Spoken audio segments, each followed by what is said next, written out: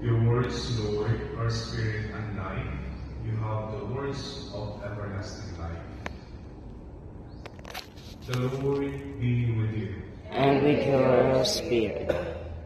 A reading from the Holy Gospel according to St. Luke.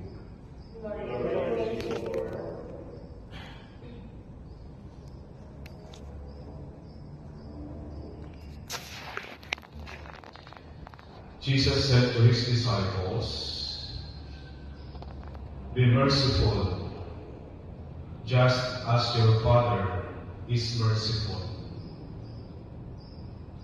Stop judging, and you will not be judged.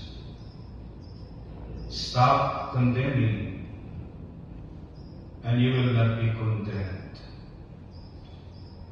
Forgive, and you will be forgiven. Give, and gifts will be given to you.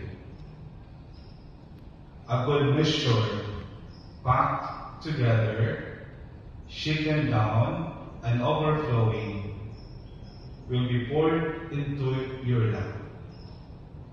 For the measure with which to measure will in return be measured out to you." The Gospel of the Lord. Praise you, O Lord Jesus.